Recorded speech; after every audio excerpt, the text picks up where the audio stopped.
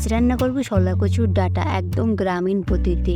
এই রেসিপিটা আপনারা একবার খেলে শলা কচু বাজারে দেখলেই কিনে নিয়ে আসবেন এবং বারবার খেতে চাইবেন, এতটাই টেস্টি। খুবই সহজ পদ্ধতিতে আজকে এই রেসিপিটা করে দেখাবো। ভিডিওটি অবশ্যই শেষ পর্যন্ত দেখবেন। আসসালামু আলাইকুম, সবাই কেমন আছেন? সবাই আশা করি ভালো আছেন। এই যে প্রথমে আমি শলা কচু নিয়ে এসেছিলাম বাজার থেকে, এই ডাঁটাটা রান্না করব আজকে। সমস্ত শলা কচুর ডাঁটা আমি এখানে নিয়েছি, এগুলো পরিষ্কার করে এবার কেটে নিব। শলা কচুর গায়ে দেখবে হালকা করে একটা আস্তরণ থাকে, সেই আস্তরণটা আমি একটা চাকুর সাহায্যে ছিলে নিয়ে কেটে নিয়ে নেব। ঠিক এইভাবে দেখতেই পাচ্ছেন, আমি উপরে যে সবুজ আস্তরণটা সেটা ছেড়ে নিয়েছি এবং ছোট ছোট করে টুকরো টুকরো করে কেটে নিয়েছি। পরিষ্কার জলে এগুলো ধুয়ে নিয়ে নেব। এর সঙ্গে আমি দেবো কিছু পেঁয়াজ এবং আলু, দুটোই আমি একদম ঝিরি করে কেটে নিয়েছি। প্রথমে আমি কড়া এখানে নিয়েছি, কড়াটা আমি এখানে জাস্ট প্রথমেই ধুয়ে রাখা শলা কচু এবং আলু পেঁয়াজগুলো দিয়ে দিব।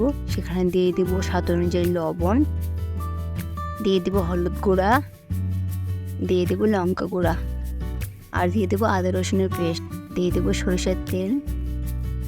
খুব ভালো মতো সমস্ত কিছু মিশিয়ে নিয়ে নেব। এইভাবে রেসিপিটা অবশ্যই একবার ট্রাই করে দেখবেন। গ্রামীণ রেসিপিটা খেতে এতটাই টেস্টি হয়।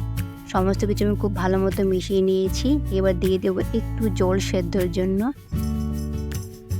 এবার কড়াটা উনুনে বসিয়ে দিয়ে দেবো। কড়াটা উনুনে বসিয়ে কিছুক্ষণ ভালো মতো প্রথমে নেড়ে নিয়ে নেব। মোটামুটি 1 মিনিট খুব ভালো মতো আমি কষিয়ে নিয়ে নেব এবং মিডিয়াম আছে এটা রান্না করে নিয়ে নেব। কিছুক্ষণ সেদ্ধ হতে দেব।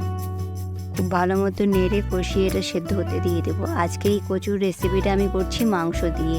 আগে থেকে কিছু মাংস আমি রান্না করে রেখেছিলাম, সেই মাংসগুলো আমি দিয়ে দিয়েছি। আর দিয়ে দিচ্ছি টক, যাতে কচুর ডাঁটা অনেক সময় গলাতে ধরে, সেটা ধরবে না। খুব ভালো মতো মিশিয়ে নিয়ে নিচ্ছি। এইভাবে একবার মাংস দিয়ে কচুর ডাঁটা রান্না করে দেখবেন, যেটা জিভের স্বাদে আপনি বারবার খেতে চাইবেন এবং এই স্বাদ কখনোই ভুলবেন না। খুব ভালো মতো এইভাবে নাড়িয়ে জলটা শুকিয়ে পুরো তেল বাড়া পর্যন্ত কষিয়ে নিয়ে নেব।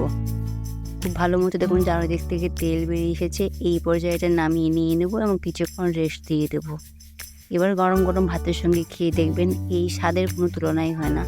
বাড়িতে অবশ্যই রেসিপিটা একবার ট্রাই করে দেখবেন, আশা করি ভীষণ ভালো লাগবে। চ্যানেলে নতুন হয়ে থাকলে অবশ্যই সাবস্ক্রাইব করে দেবেন। ভিডিওটি লাইক কমেন্ট করতে একদমই ভুলবেন না। ফেসবুক থেকে দেখে থাকলে ফলো করে দিয়ে দেবেন।